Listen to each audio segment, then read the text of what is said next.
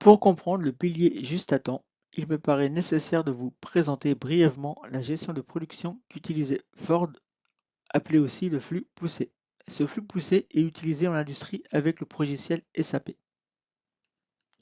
Notre objectif est de produire des tables. Lors de l'étape 1, on va faire appel aux outils statistiques pour analyser combien de ventes il y aura et donc combien de tables produire selon une donnée historique des achats des années antécédentes.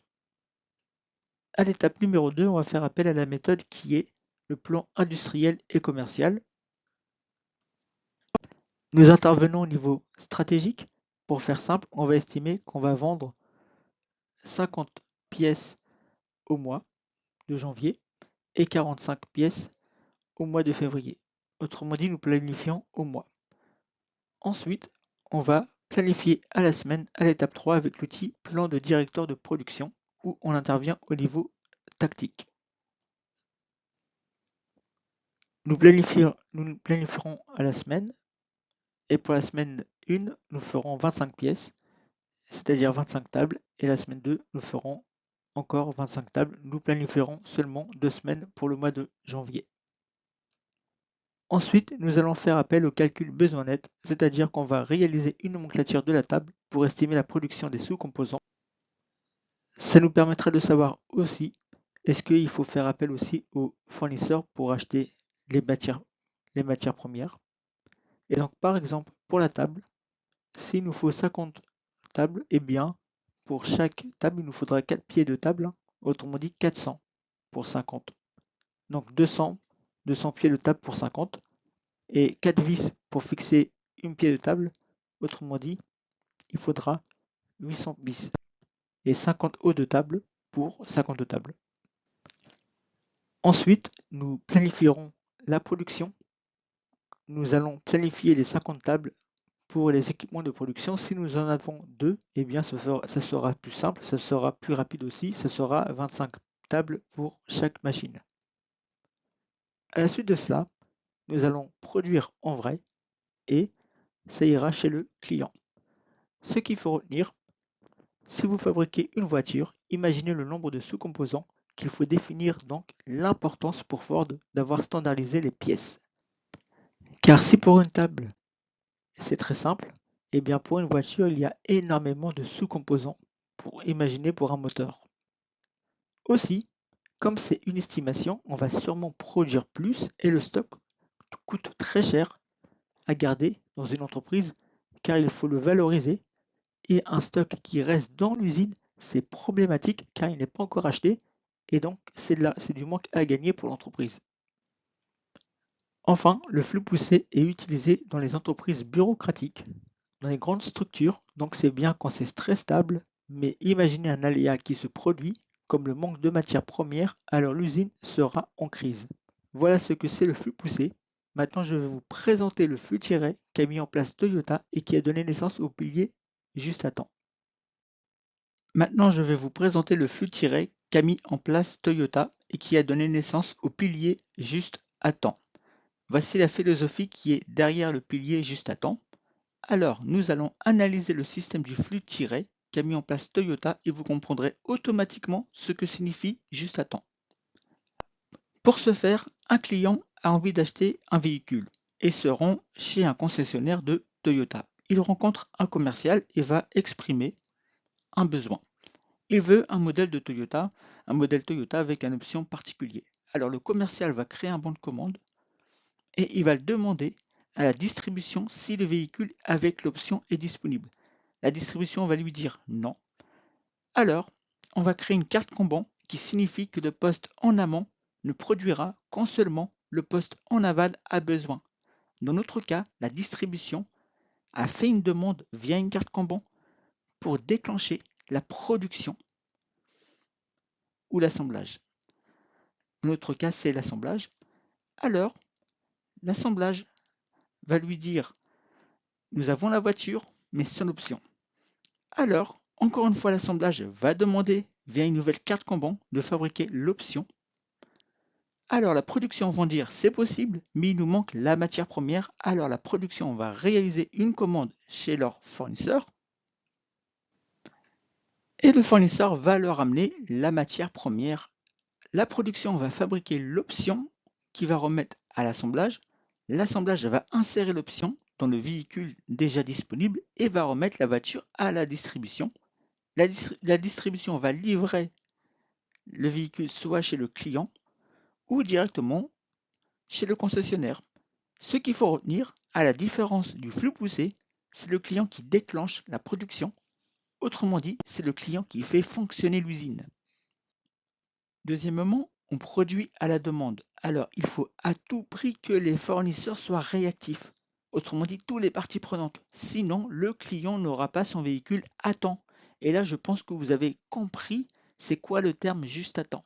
Enfin, pas de stock, ou le minimum, car on ne prévoit pas, on se base sur le client. J'espère que cela a été clair. Si ce n'est pas le cas, n'hésitez pas à faire une remarque. Je ferai tout pour rendre l'exemple plus clair. Et donc par conséquent, tous les outils en amont qui font partie du pilier comme le SMED pour optimiser le temps de changement de format pour une ligne de production ou le 5S et tous les autres outils vont permettre que le flux tiré que nous avons vu maintenant soit plus rapide, plus efficace pour que le client soit satisfait d'avoir son véhicule à temps. Avant de vous présenter le fonctionnement du pilier JDK, il me paraît essentiel de vous expliquer un élément que l'on néglige, mais qui fait la réussite ou l'échec du bon fonctionnement de ce pilier.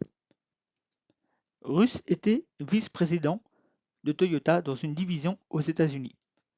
Il faut savoir qu'il a fait toute sa carrière dans une entreprise qui appliquait le Fordisme, à savoir General Motors, et qu'il avait une excellente réputation en tant qu'ingénieur de production, notamment que les lignes de production dont il gérait ne s'arrêtaient jamais. Alors, travaillant chez Toyota, l'usine d'assemblage dont il était le directeur n'avait subi aucun arrêt durant un mois. Alors, Fujio, qui était président de Toyota Motor Corporation à cette époque, va lui prodiguer une leçon. Lui dit Russ, vous ne comprenez pas. Si vous n'arrêtez pas l'usine d'assemblage, cela veut dire que vous n'avez pas de problème. Or, il y en a dans toutes les usines des problèmes, donc vous cachez les vôtres.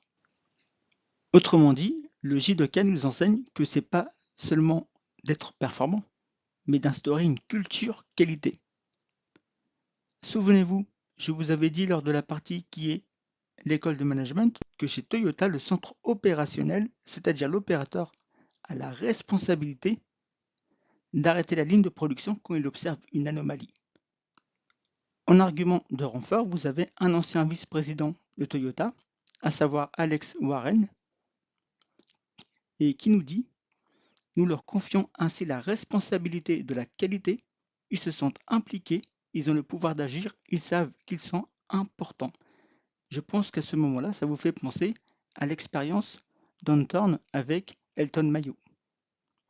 Pour conclure, c'est ce qui caractérise une entreprise bureaucratie mécaniste avec celui d'une bonne bureaucratie, comme nous avons pu le voir lors de la partie 1. Il faut savoir que les industries sont à la quête de la performance dans le but de gagner de l'argent. Et le KPI pour surveiller la productivité, d'ailleurs dont la direction accorde une haute importance, est le taux de rendement synthétique, appelé aussi le TRS. Rappelez-vous, le pilier juste à temps, pour que ça fonctionne, il faut que les lignes de production puissent être efficaces.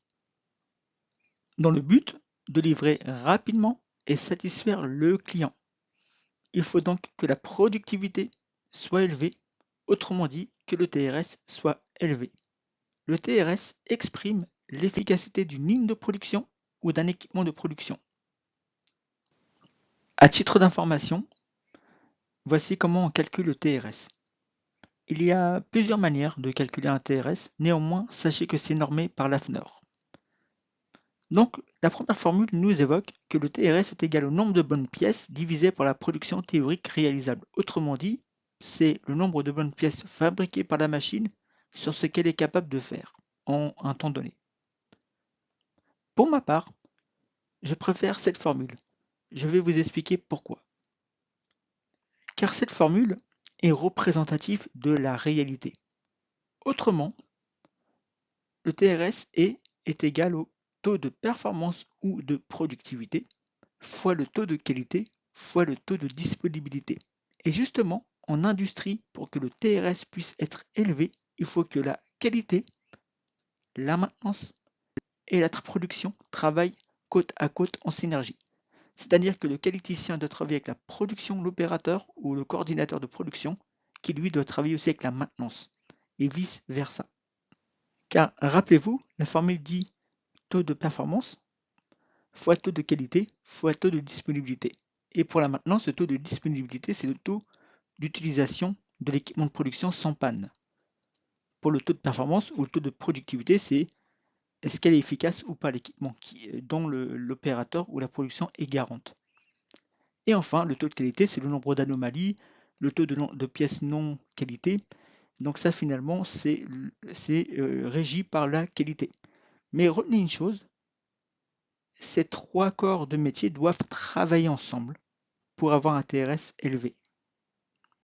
D'ailleurs, comment ça se passe dans une entreprise bureaucratique, mécaniste ou dans une entreprise lean quand le TRS est faible?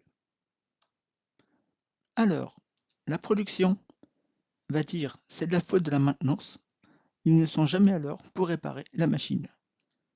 Et la maintenance dira c'est de la faute de la production, elle ne sait pas utiliser une machine, ou ils diront ils ne nous appellent jamais à l'heure pour intervenir rapidement. Et pour terminer, la qualité qui dira c'est de la faute de la maintenance, ils dérèglent la machine, ou de la production à ne pas suivre la procédure. En finalité, chacun se rejette la balle. Néanmoins, le directeur de production, lui, doit rendre des comptes à la direction, puisque n'oubliez pas que le TRS est très surveillé, c'est une performance, parce qu'elle représente la productivité. Et donc, quelle est la cause? Eh bien, dans une bureaucratie, la qualité, la maintenance et la production sont en concurrence. Et vous voyez, ils ne travaillent pas en synergie. Chacun travaille dans... C'est une grande entreprise où il y a des petits PME. Et ces petits PME, c'est la qualité, c'est la production et la maintenance où chacun défend sa paroisse. Maintenant, analysons une entreprise lean. Dans une entreprise lean, la production va dire je vais arrêter la ligne de production et demander de l'aide pour identifier la cause du TRS faible. La maintenance dira je vais travailler avec la production pour comprendre le problème et trouver une solution. La qualité va dire je vais aider la production et la maintenance pour comprendre la problématique et identifier les causes racines pour trouver une solution. Et justement, ça c'est inné chez Toyota, c'est inné, c'est naturel de aider l'un parce qu'ils travaillent ensemble, ils travaillent en synergie. Et donc le directeur de production, lui, va dire j'ai une confiance en mon équipe, s'ils arrêtent l'équipement de production, c'est qu'il y a une raison, ils sont autodisciplinés, j'ai confiance en eux. Dans une entreprise lean, la qualité, la maintenance et la production fonctionnent en synergie. Et c'est ça la culture qualité. Et c'est ça le sens philosophique du pilier JIDOKA. Voici un exemple du fonctionnement du pilier JIDOKA. Vous avez par exemple un opérateur qui arrête son poste parce qu'il a une problématique. Ça sera affiché dans un voyant lumineux où tout le monde sera en courant. Donc ça, c'est ce qu'on appelle aussi le système on-donne. Nous verrons ça après, ne vous inquiétez pas. Mais retenez que donner le pouvoir à l'opérateur d'arrêter la ligne de production sans le blâmer, c'est ça la réussite du JIDOKA. Si le TRS est faible, collaborez au lieu de chercher le coupable pour identifier la problématique, les causes racines et les solutions. Malheureusement, dans une entreprise qui applique le Fordisme, si le TRS est faible, on cherchera un ou une coupable.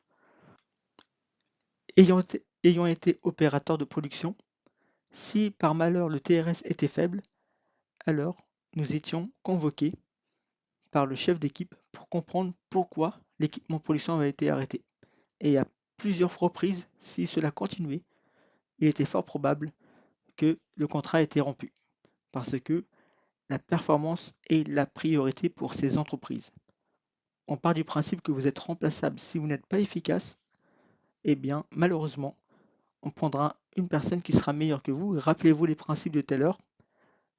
On va prendre quelqu'un qui sera efficace, qui sera apte. C'est d'ailleurs une des principes qui s'appelle la sélection personnelle scientifique. Je vous ai donc présenté la philosophie du JIDOKA. Maintenant, je vais vous expliquer comment fonctionne, mais je ne pouvais pas vous le présenter plus tôt car il fallait que vous compreniez ce que c'est la culture qualité qui est l'affaire de tous.